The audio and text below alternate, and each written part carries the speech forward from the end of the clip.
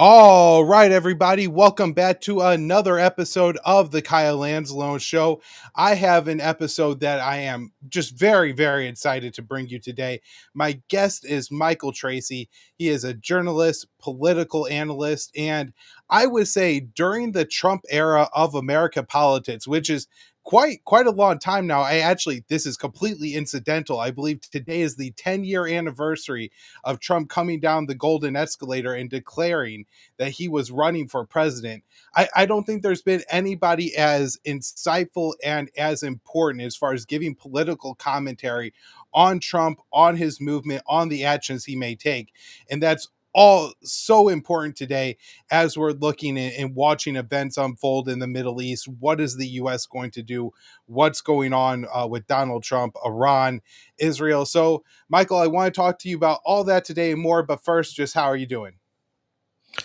Well, thank you for the kind introduction. Yeah, I guess it's been 10 years. Was it June 15th or 16th that he came down the escalator? Either way, we're pretty close to the exact 10-year mark, and it's been quite a long decade. So I guess let's just dive into it.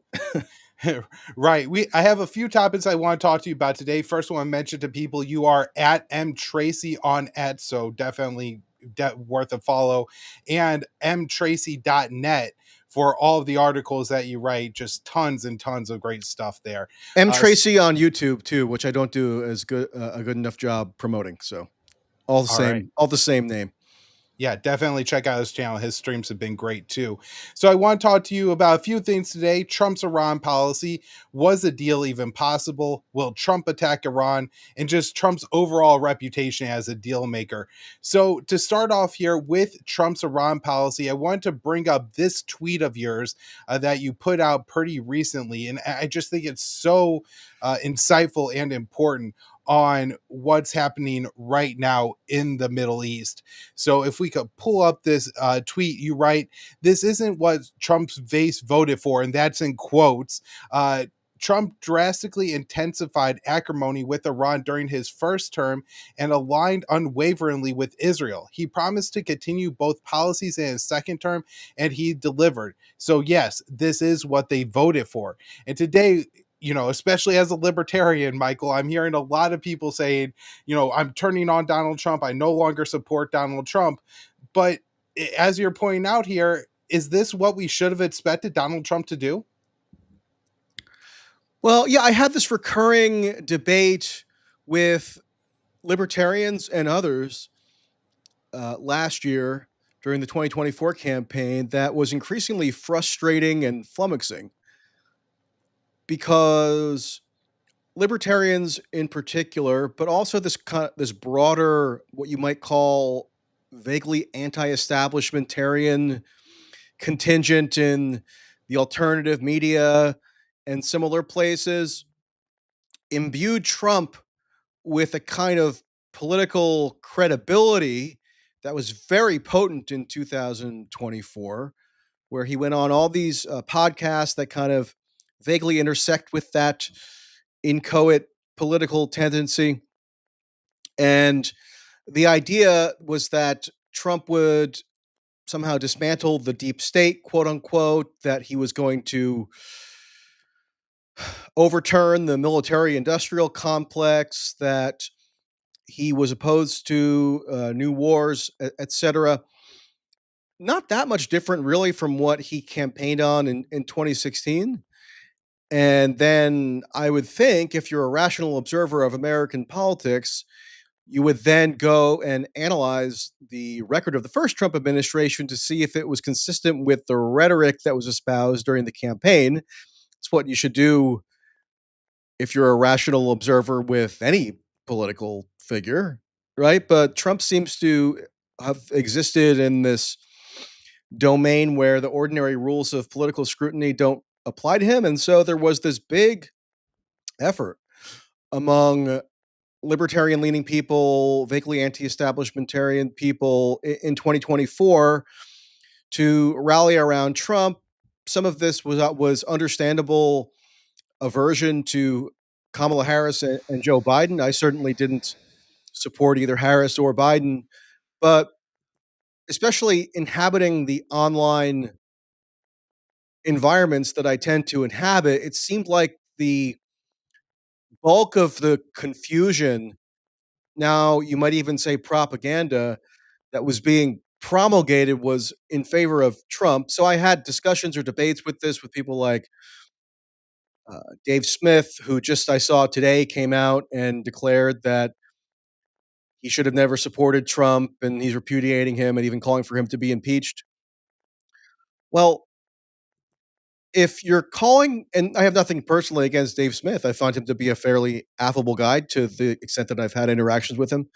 But if within a matter of months into the presidency that you advocated in favor of installing, you're suddenly going to have this extreme repudiation based on a sequence of events that were eminently foreseeable and substantiated by all available credible evidence and foretold by what went on when the person who you were supporting was in power the previous time.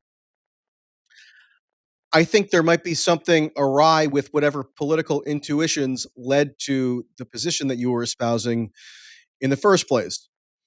And so, with Iran, what am I talking about in particular? Well, I mean, we can go through the record.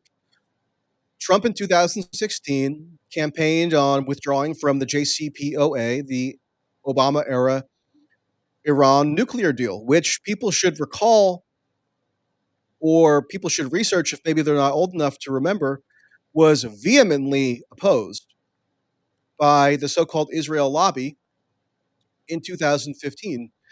Netanyahu even came to Congress at the invitation of congressional Republicans to deliver a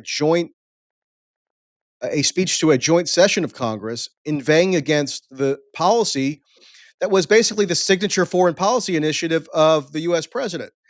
That policy ended up getting implemented anyway over the objections of the so called Israel lobby, which seems to indicate that it's not as insurmountable or all powerful as a lot of people are trying to suggest now to sort of absolve Trump of responsibility or agency from the current policy with respect to the new war in Iran, with the idea being that Trump's instinct was not to go to war with Iran. He really doesn't like war. He really wants peace. That's always his pure hearted instinct. It just so happens that he ends up appointing extreme interventionists to prominent administration positions in both terms. And he's always being cajoled or manipulated into acting contrary to his supposed interests. But I mean, let's look at the record and let me know if I'm going on too long. But in the first term, Trump campaigned on exactly what he ended up doing, which was withdrawing from the JCPOA. I'm not saying you can't have certain critiques of the JCPOA from a variety of different perspectives, but it at least did succeed in containing tensions or hostilities with Iran such that it significantly diminished the possibility of a war breaking out because there was a multilateral framework, not just with the United States, but with Russia, China, the EU, to subject Iran to certain limitations as to its nuclear enrichment capacity in exchange for sanctions, relief, and other things. It was authorized by the UN Security Council. I'm not a huge fan necessarily in all respects of these international institutions, but you could argue that having a robust international backing to a policy with respect to minimizing tensions with Iran is preferable than what Trump ended up bringing in his second term, which was this highly compressed, seemingly arbitrary 60-day time frame for so-called negotiations with Iran, which he delegated to his personal envoy Steve Witkoff. And Witkoff eventually ended up declaring that the only satisfactory quote unquote deal that could be made with Iran in this truncated, compressed 60-day time frame. Compare that with the JCPOA, which took over 2 years to meticulously negotiate.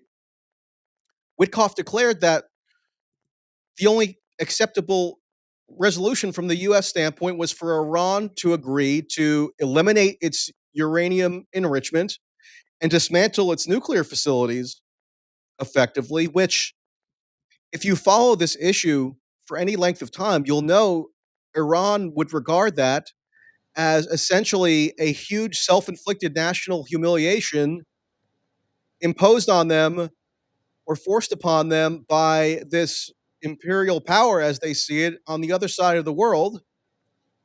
And that to agree to such a condition would basically be to forfeit its national sovereignty, which Hmm. is why a compromise was attained in the context of the Obama era um, negotiation. And so this was a very much foreseeable. I mean, the idea that people are going to claim that they've been betrayed or they were hoodwinked or they were deceived because occasionally Trump or his surrogates like Robert F. Kennedy Jr. or Tulsi Gabbard would spout these vague platitudes about how Trump was averse to war in the abstract or that he was seeking peace or because Trump went to Muslim predominant areas of Michigan and repeated similar vagaries. The idea that because you, for some reason, credulously bought into that, but ignored the very specific policy details of what Trump did in his first term and what he was pledging to do in a second, such as, for example, threatening, Trump openly did this in the 2024 campaign, threatening to bomb Iran to smithereens, amplifying this idea that Iran tried to assassinate him, which just yesterday Netanyahu repeated as part of his justification for waging this current offensive with U.S. support. Trump even openly advocated that Israel be permitted to bomb Iran's nuclear facilities and criticized Biden for not aggressively supporting Israel enough. Yeah, and I actually think I have one of these clips of Donald Trump threatening to attack Iran's nuclear facilities and criticizing Joe Biden. If we could play that clip. They asked him, "What do you think about Iran? Would you hit Iran?" And he goes, "As long as they don't hit the nuclear stuff." That's the thing you want to hit, right? I said, I think he's got that one wrong. Isn't that the one you're supposed to hit? I mean, it's the biggest risk we have. Nuclear weapons, the power of nuclear weapons, the power of weaponry. You know, I rebuilt the entire military, jets, everything. I built, including nuclear, and I hated to build the nuclear, but I got to know firsthand the power of that stuff, and I'll tell you what, we have to be totally prepared. We have to be absolutely prepared. But when they asked him that question, the answer should have been, hit the nuclear first. Yeah, and so of course Trump is a bit of an unusual political figure in that he'll flood the zone with an endless spigot of often seemingly contradictory statements, right? Which is why you have to have some level of discernment in how you evaluate what he says and does. A helpful heuristic at this point, I would have thought, although I was in the extreme minority, particularly in this anti establishment, quote unquote, podcasting clique, would be to look at what he did in the first term. That was kind of discarded. And people just signed on to pleasing sounding slogans. But yeah, I mean, that was very much out in the open that Trump was supporting, advocating for Israel to bomb Iran's nuclear facilities.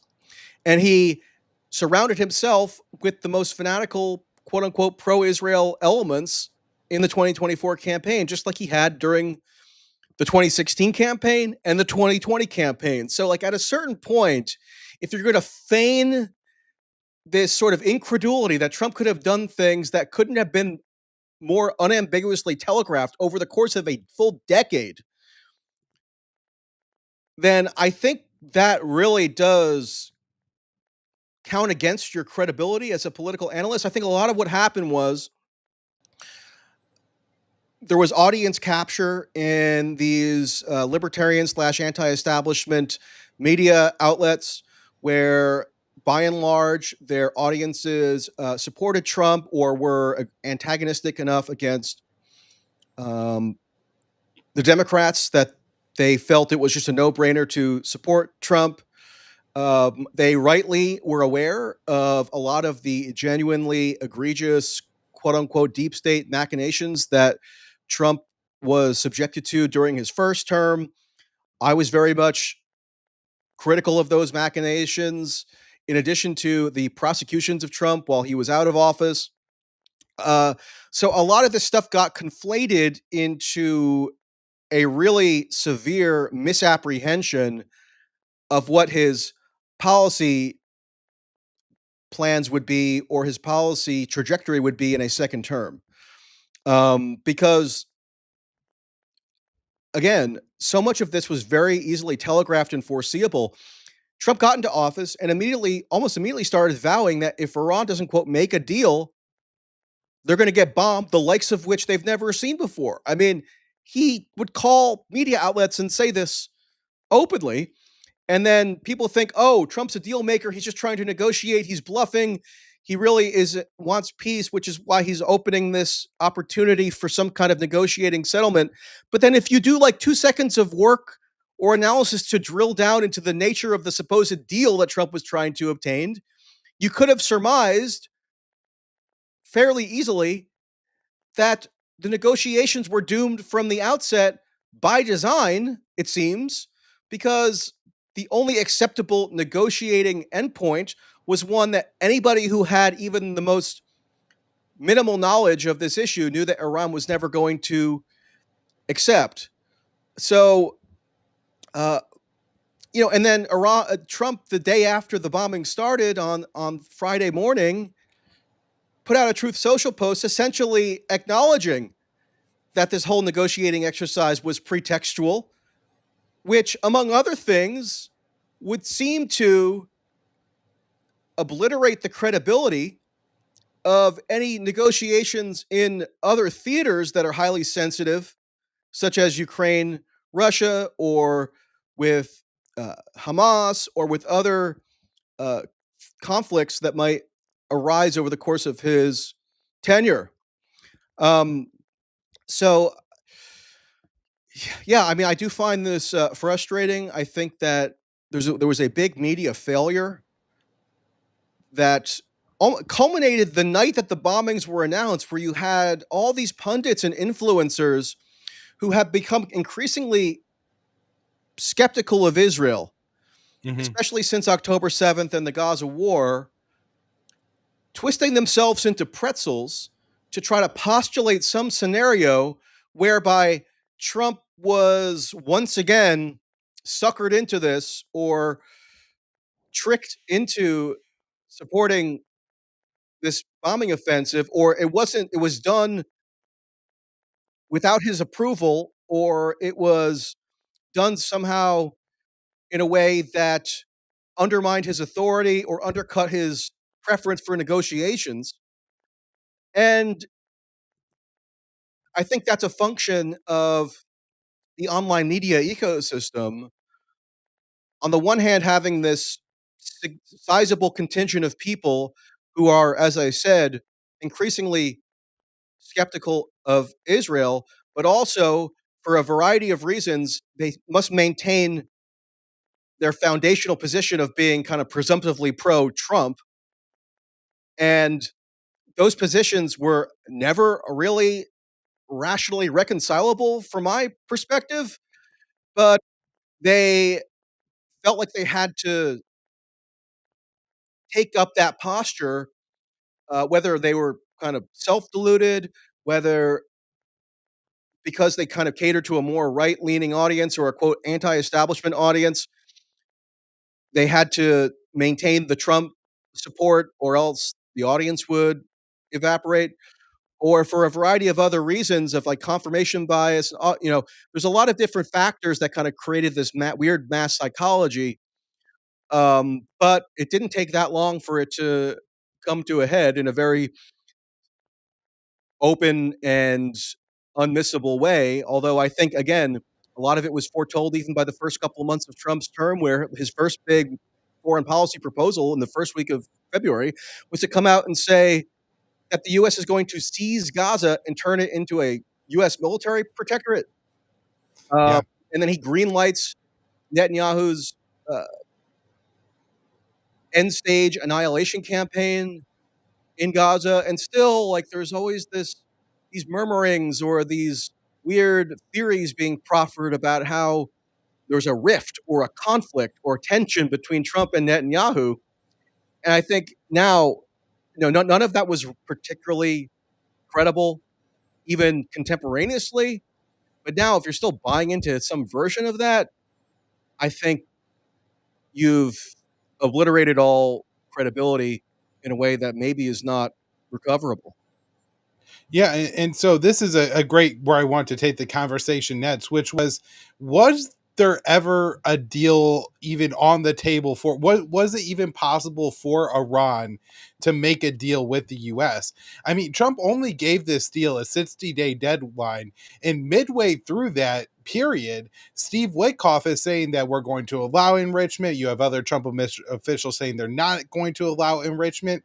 But then we also have this statement from Netanyahu following the Iranian strikes that the Israeli strikes on Iran that I think make it fairly clear. Let's play this next clip. When did you tell President Trump you were going to launch these strikes? Look, I've been in constant contact with President Trump. We've known each other for many years. And obviously, we informed our American friends and President Trump, our great friend, ahead of time. We did. He knew about it, of course.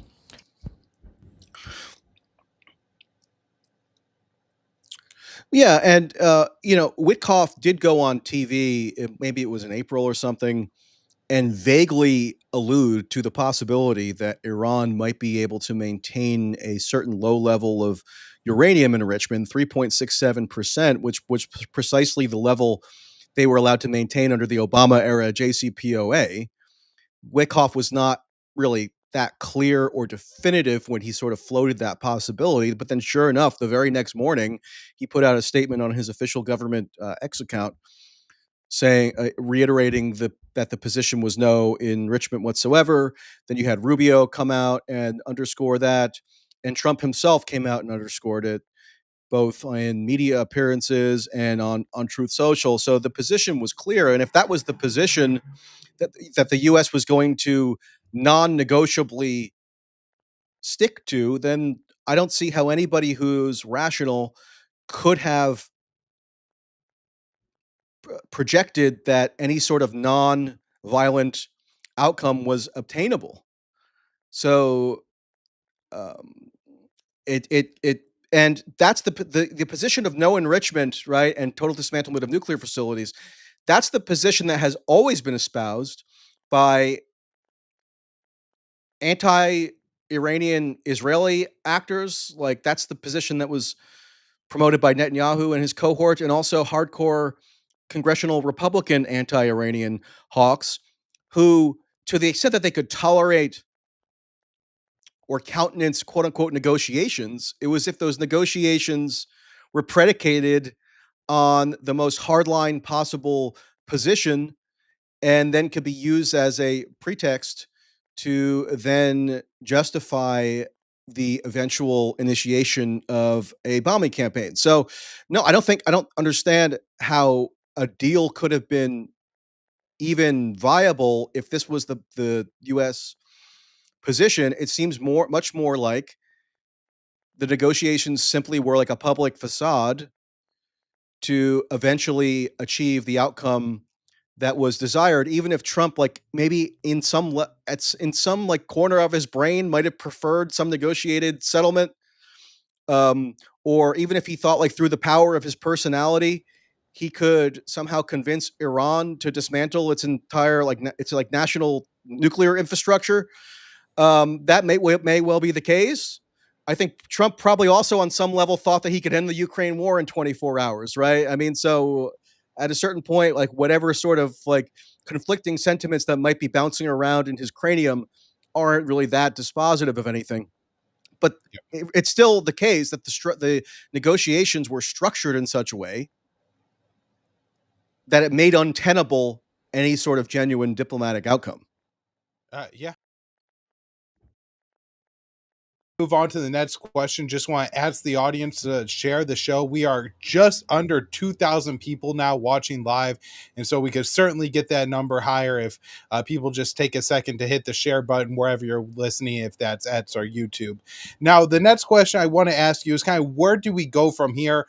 Will Trump attack Iran? It seems that, and this is coming from Israeli sources that I'm reading, Israel has essentially bit off more than it could chew here, where, yes, they've done significant damage to Iran, its nuclear sites, maybe its air defenses, but sites like the Fordow nuclear site are still functioning, are buried deep underground, and it would take American military support to actually do significant damage to that.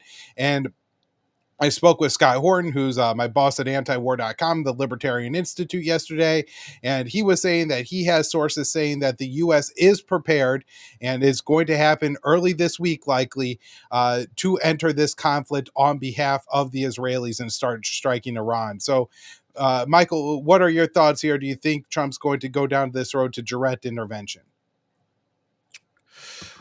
Well, this might seem superficially contradictory to what I've said thus far, but I do think that it is plausible that the rationale of the Israelis and of the Trump administration in concert with Israel for why this was a historically opportune time to take the leap, cross the threshold, and actually attempt to topple Iran or destroy its nuclear facilities.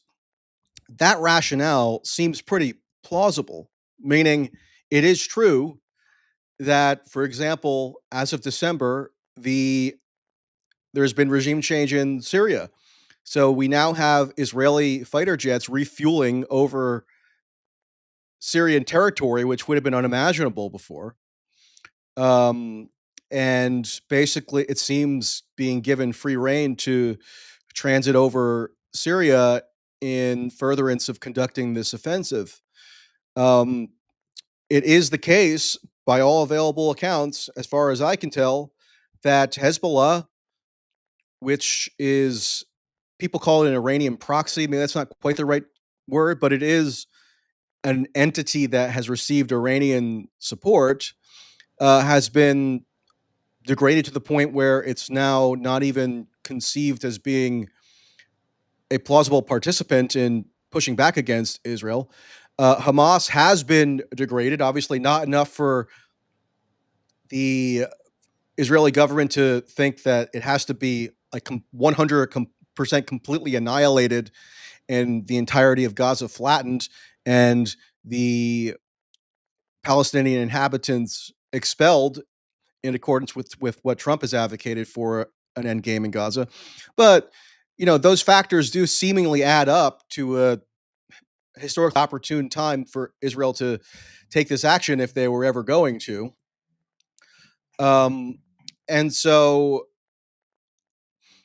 Iran, paradoxically, at least at this point, would not seem to have this formidable state capacity or military capacity that a lot of the most ardent anti-Iranian sort of operators in the US and Israel have spent years hysterically lecturing us we had to be so existentially concerned about.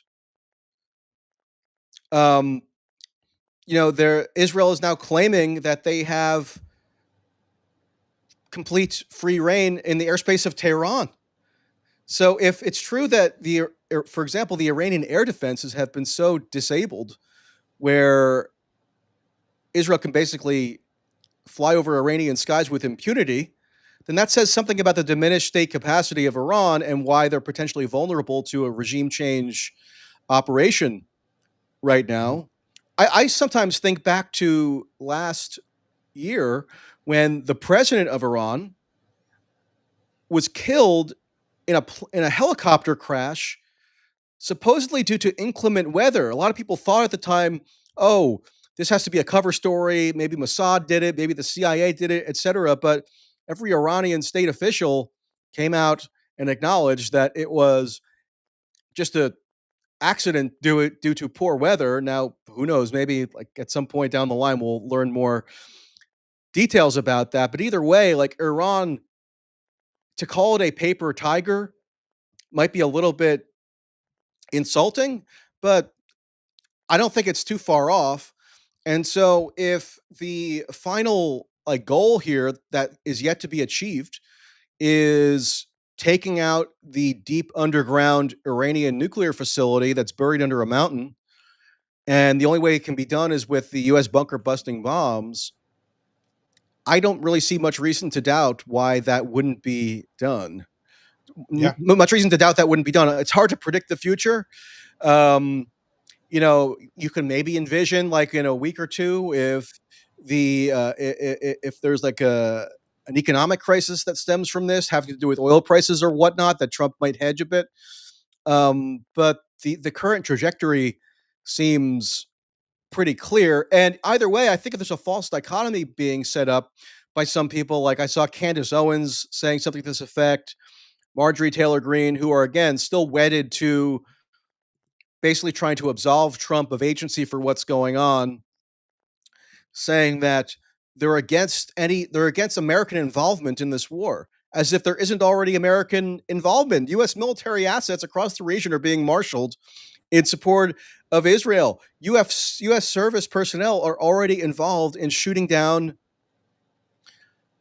incoming Iranian ballistic missiles. Anybody who thought initially that Iran would not launch, or Israel would not launch such an audacious campaign without the coordination or facilitation of the US was just in a dream world.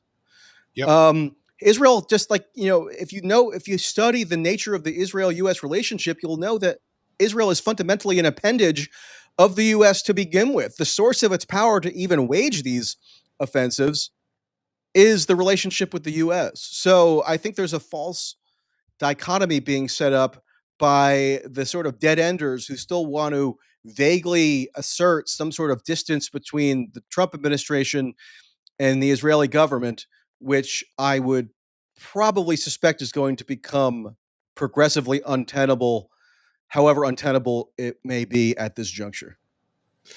Right. And so I want to wrap up here. One last question, Michael. We get all this commentary about how Trump is supposed to be the great deal maker. And as far as I could tell, the guy hasn't made any deals. He got rid of the Iran nuclear deal. He scrapped open skies and INF during his first administration. He ramped up tensions with Ukraine. He never got a deal done with North Korea. But then people will say, aha, Afghanistan. He made a deal with the Taliban and that war ended. And you, I think, have been certainly the most prominent, and at times the only political commentator in the United States who has really taken Trump to task for the fact that he has been very explicit that that's actually not his plan. And so kind of fill us in on the details there about what Trump wanted to do. Well, yeah, there's an interesting parallel to be made between the Trump Afghanistan policy and the current Trump Israel Iran policy, which is that there were fairly taboo busting negotiations that were initiated by Trump in his first term with the Taliban. Remember, he at one point was reportedly going to even invite the Taliban to Camp David. That was then scuttled. But direct negotiations were still undertaken with the Taliban to presumably bring about an end to the US war there after, almost 2 decades. And in early 2020, Mike Pompeo, who was then Trump's Secretary of State, brokered what was then called the Doha Agreement, which, among other things, called for the removal of all U.S. personnel from Afghanistan, including evacuation from all remaining U.S. bases. Biden then actually did implement the substance of that plan in 2021, but then Trump, while he was out of office and then gearing up for the 2024 campaign, and then during the 2024 campaign, essentially admitted that the Doha Agreement framework was also a ruse. Trump never planned on fully withdrawing from Afghanistan. He instead was going to maintain a U.S. occupation presence at Bagram Air Base, with thousands of U.S. troops and who knows how many ancillary personnel and contractors. And even to maintain that very base would entail virtually inevitably the continuation of U.S. combat operations in Afghanistan, because obviously the Taliban was not going to suddenly have an epiphany and say, okay, forget what we were just like waging an insurgency for the past 20 years. We're now just going to happily allow for or sign off on the continuation of an occupying U.S. military presence in Afghanistan. And yeah, that you're right. That got virtually no coverage in 2024. Sometimes I felt like I was shouting into the void just to get it on people's radar, but it was pretty significant. As to the, and, you know, there's always a bit of like complexity analyzing Trump. It is true that he never adhered really to the kind of nostrums that might have made other presidents reluctant to, for example, engage in direct diplomacy with a figure like Kim Jong Un. Because the idea pre 2016 would have been that to engage in direct diplomacy with Kim Jong Un, particularly in the Republican Party, this would have been the dominant sensibility, would be to give Kim Jong Un a certain kind of credibility or stature. And therefore, no direct diplomacy ought to be conducted with him. Obama actually also somewhat deviated from that consensus. Remember, he met Raul Castro in Cuba. He did have a certain degree of direct negotiations with Iran pursuant to the JCPOA and so forth. But Trump also, basically jettisoned this taboo that said it was inherently discrediting to have negotiations with publicly reviled leaders who are deemed to be adversaries of the United States. But what you have to do is then maintain some degree of mooring in the actual policy outcomes, because although there were two successive summits held with Kim Jong Un in 2019, something very similar to what happened just these past few months happened, in that there was no budging on the part of the U.S. in terms of the underlying policy conditions. Right? Trump also thought over the course of those North Korea negotiations that through the force of his personality and by exchanging like love letters with Kim Jong Un, he could somehow convince North Korea to abandon its nuclear program, and then they could build Trump hotels on the coast of North Korea or something. Obviously, that didn't come to pass. So there was no deal made. There was a temporary sort of reprieve in brinksmanship between the U.S. and North Korea. Like there was a period of a few months where North Korea didn't fire any missiles into the Sea of Japan and so forth. So even the attempt at negotiations was productive in that sense, but it then just didn't add up to anything that was substantive or long lasting on a policy level. And so you got to imagine that part of that stems from Trump presenting himself and a lot of his followers and supplicants promoting this notion that he has this world historic deal making prowess without actually analyzing the underlying substance of those purported deals. And you can make a similar argument, I guess, for the tariff related deals. It's kind of in a different category, but particularly on the foreign policy domain, to simply posture and pontificate about how easy it is to be doing deals while retaining maximalist or status quo enforcing policy postures doesn't seem like it's had the greatest track record.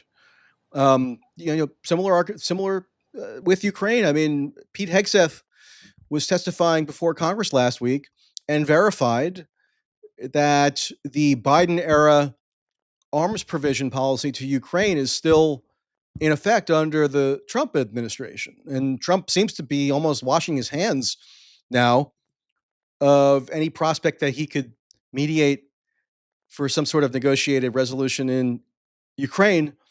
I think that policy area is a little bit different um, than Iran, but it does sort of bolster this overriding theme about the popular image of Trump as a deal maker not really being tethered to any real policy record.